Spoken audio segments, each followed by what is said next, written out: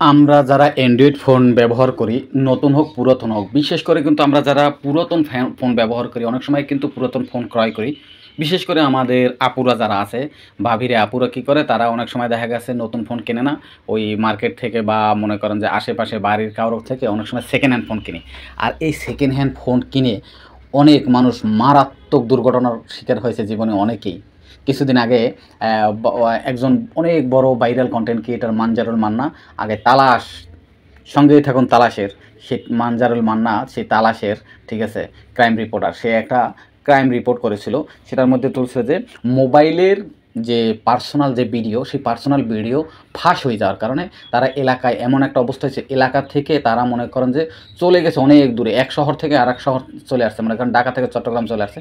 তারপরও তারা সেই মনে করেন যে ব্ল্যাকমেলের শিকার হচ্ছে দিন দিন। কিন্তু সেখানে স্বামী আর স্ত্রী একে অপরের প্রতি অগাধ বিশ্বাস থাকার কারণে মনে করেন যে কী করছে, সেই তারা অন্তত কিছু হলে মানসিক স্বস্তির মধ্যে রয়েছে, না পারতেছে পুলিশের কাছে যাইতে, না পারতেছে মনে করেন সমাজে কারো কাছে বিচার দিতে।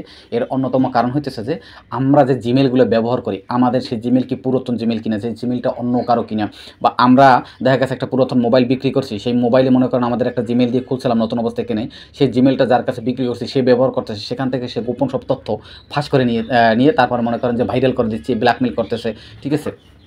এখন আপনার সাথেও সেম ঘটনাটা ঘটতেছে কিনা বা ঘটবে কিনা আগে থেকে সতর্ক হয়ে যান। আপনি যে মোবাইলটা ব্যবহার করেন বা দুইটা মোবাইল ব্যবহার করেন, সেই দুইটা ছাড়া আপনার জিমেলটা অন্য কোথাও কারো মোবাইলে কারো কম্পিউটারে লগ ইন করা আছে কিনা সেটা তো আপনি জানেন না, ঠিক আছে। যাদের কম্পিউটার আছে তারাও এই ব্যাপারগুলো একটু, ল্যাপটপ যারা চালান তারাও একটু লক্ষ্য রাখবেন যে পুরাতন ল্যাপটপ একটা ক্রয় করছেন, এই জিমেলটা অন্য কারো কিনা। বা মনে করেন আপনি যে পুরাতন একটা ল্যাপটপ, ওটা ভালো লাগতেছে না, একটা নতুন ল্যাপটপ নিচ্ছেন আপডেট, সেটা বিক্রি করে দিচ্ছেন, সেখানে আপনার জিমেল অ্যাড্রেস রয়ে গেছে কিনা। কিন্তু জিমেল কিন্তু আমরা পাত্তা দিই না, ঠিক আছে। কিন্তু জিমেলের মাধ্যমেই সমস্ত গোপন তথ্য কিন্তু মানুষ হাতিয়ে নিয়ে যায়। তাই আজকে দেখিয়ে দেবো আপনার ডিভাইস ছাড়া অন্য কোনো ডিভাইসে আপনার জিমেল থাকলে খুব সহজেই 1 মিনিটের মধ্যে আপনি কী করেন, সমস্ত জিমেল লগ আউট করে দেন। প্রথমে চলে আসবেন আপনাদের এখান থেকে জিমেইলে, ঠিক আছে। জিমেইলে চলে আসার পরে এখান থেকে আপনারা কী করবেন, এখান থেকে এই আপনার উপরে যে আইকনটা আছে জিমেল প্রোফাইল আইকন, এখানে ট্যাপ করবেন। এখানে ট্যাপ করার পরে এরপরে আপনি ট্যাপ করবেন আপনার এই যে উপরে নাম, জিমেল অ্যাড্রেসে, এখান পরে ট্যাপ করবেন এর গুগল অ্যাকাউন্ট, ঠিক আছে। ট্যাপ করার পরে এখান থেকে আপনাকে একটা নিয়ে যাবে একটু অন্য একটা পেজ, এই হোম আছে উপরে, হোমটা একটু স্ক্রল করে সরিয়ে দিয়ে এখান থেকে আসবেন সিকিউরিটিতে। সিকিউরিটিতে আসার পরে একটু স্ক্রল করবেন, স্ক্রল করে এখান থেকে নিচে আসবেন। নিচে আসার পরে এখানে একটা লেখা আছে দেখেন, your device where your sinking, কোথায় কোথায় আপনার এই মনে করেন জিমেল অ্যাড্রেসটা লগইন দেওয়া আছে। একটু নেটওয়ার্কজনিত কারণে একটু আসতে দিন, অনেক সময় আসে।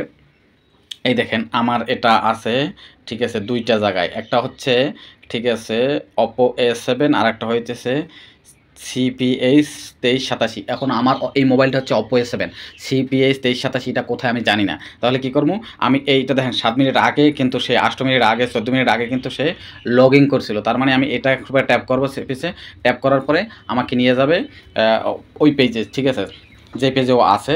নিয়ে যাওয়ার পরে এখন আবার কিন্তু যেহেতু আমি ফিঙ্গার দিয়ে লক করে রাখছি আমার জিমেইল, ঠিক আছে, ফিঙ্গার খুঁজছে, আমি ফিঙ্গার দিয়ে দিলাম।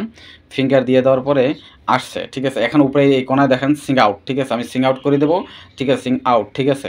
এটাকে আবার confirm finish, but some apps miss this have access, ঠিক আছে। অনেক অ্যাক্সেসের ঝামেলা হবে অ্যাপসের, তারপর আমি এটা লগ আউট করে দিলাম, ঠিক আছে। দেখি একটু রিফ্রেশ দিয়ে আপনাদের ডিভাইসগুলো অন্য কোথাও যদি লগ ইন করা থাকে, আমার মতো খুব সংক্ষেপে মনে করেন যে ইয়াগুলো কী করবেন, আপনারা লগ আউট করে দেবেন। যদি আমার ভিডিওটা ফেসবুক থেকে দেখে থাকেন, আপনি চাইলে আপনার আমার পেজটাকে ফলো করে সঙ্গে থাকতে পারেন। যদি মনে করেন আপনার এই কাজটা, আমার এই কাজটা আপনার পরিচিত বন্ধু বান্ধবের জন্য খুবই গুরুত্বপূর্ণ, আপনার পেজে শেয়ার করে রেখে দিতে পারেন। আর ইউটিউব থেকে যদি দেখেন সানি টেক, আমার পেজটাকে ফলো করে আমার ইউটিউব চ্যানেলটাকে সাবস্ক্রাইব করে সঙ্গেই থাকুন। প্রতিদিন রাত 8টায় আমি ফেসবুকে টিপস ভিডিও দিয়ে থাকি, ঠিক আছে।